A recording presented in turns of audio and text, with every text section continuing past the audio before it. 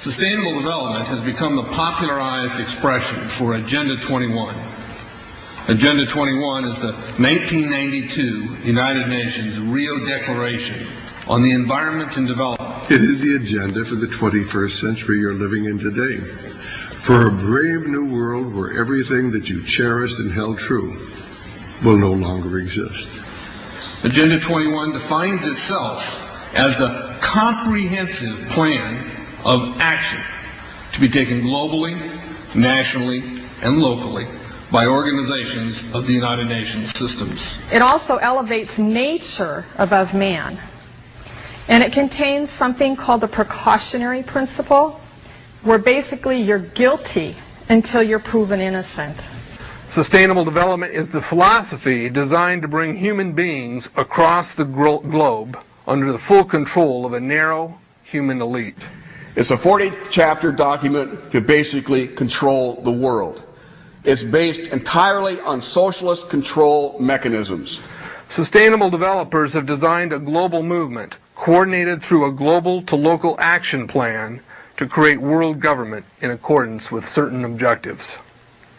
These objectives include an end to national sovereignty, the abolition of private property, the restructure of the family unit, and increasing limitations and restrictions on mobility and individual opportunity. The green goal includes the listings of what's not sustainable. A couple of the examples include private property. 728 lists fossil fuels. Golf courses and ski lodges are not. Consumerism. Irrigation is not sustainable. Paved roads. Commercial agriculture. Herbicides, pesticides. Elsewhere, it lists farmlands, pastures, grazing of livestock. And the family unit. The focus of sustainable development is the abolition of private property, societal undermining of the family, and abandonment of the constitutional protection of unalienable rights as described in the Declaration of Independence. You see, I sat on the Santa Cruz Agenda 21 committees. Now, this was a lot of crazy ideas. This was back in the mid-90s. Crazy ideas I heard. Mother Earth's surface wasn't to be scratched. Human beings were to be concentrated into human settlement zones. Educational systems were to focus on the environment as the central organizing principle. All aspects of life were covered.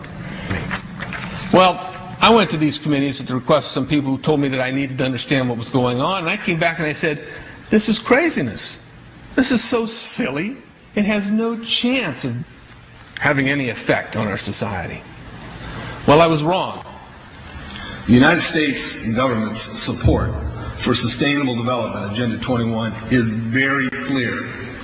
In 1992, while the Rio Conference was going on, George Bush, then president, was there where he executed the Agenda 21 protocols on behalf of the United States and brought it back to Washington, D.C. Within a year, Bill Clinton, by executive order, no congressional review, established the President's Council for Sustainable Development. In Santa Cruz, we've got a 2-lane freeway system. We need 4, but what we're getting is hundreds of millions of dollars of federal money to take a dilapidated rail line that Southern Pacific wants to put in the hands of somebody else so that a commuter line can be built along the railroad track.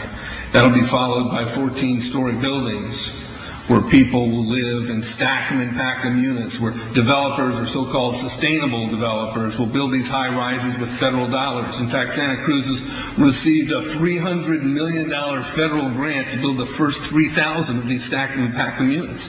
The County Board of Supervisors has said, if you are a sustainable developer, you're immune from any construction defect liability. It's a partnership between selected developers building this new world order and the government using the American taxpayer dollars in order to do it. This is a map of the Wildlands Project. To explain the map, the red are areas that are to be off limits to human beings. No resource development, No human activity. If you live there, you won't.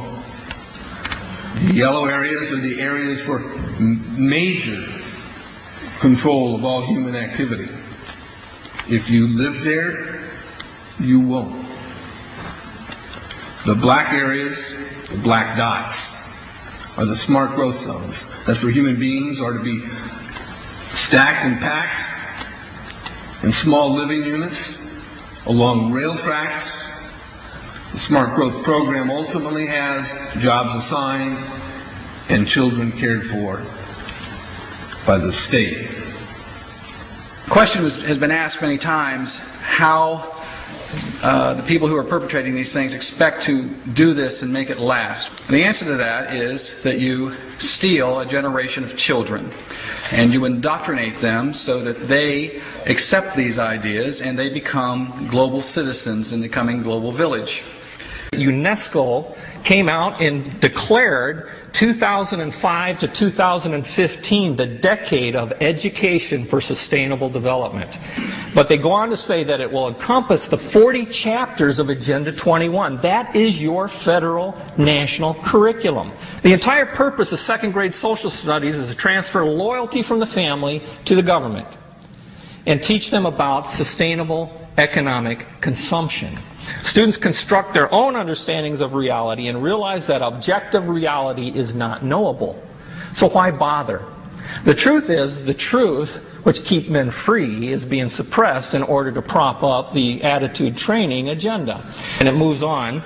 This is our new math called connected mathematics. Standard 3 tells us that students learn that mathematics is man-made, that it is arbitrary, and good solutions are arrived at by consensus. Most of us assume 2 plus 2 is always going to equal 4. You're wrong. We might reach a new consensus. How well does it work? Well, they tell you in the teacher's guide in the back, it tells us that because the curriculum doesn't emphasize arithmetic computations done by hand, some students may not do as well on tests assessing computational skills. We believe such a trade-off in the favor of CMP is very much to the student's advantage in the world of work. Our children are mathematically illiterate on purpose. How do I know on purpose? Why isn't this just a basic bad idea? Because the Sustainable Development Plan tells us so. Generally, more highly educated people who have higher incomes consume more resources than poorly educated people who tend to have lower incomes. In this case, more education increases the threat to sustainability. Charlotte Iserby, I owe you an apology. I did not believe for the longest time it was a deliberate dumbing down. I thought the dumbing down was a natural consequence of a bad idea. Folks, it's deliberate. It's deliberate. The sustainable globalist goal is the orchestration of a planned fall of American principles, values, and lifestyles. The effect on the average American will be devastating. With modernizing technology, the ordinary person will live without independence, privacy, or substantive rights. Another press conference that I attended was the ICLE group, the International Committee for Local Environmental Initiatives. It helps in the implementation of Agenda 21 in all of our local communities. And one of the speakers was a Harvey Reuven, who happens to be the vice chair of ICLE. And I asked him about the correlative rights that Americans derive from the United States Constitution and the Bill of Rights. And that, of course, is your individual liberties, your private property, your freedom of speech. I asked about it clashing with Agenda 21. And you know what his response was? Individual rights must take a back seat to the collective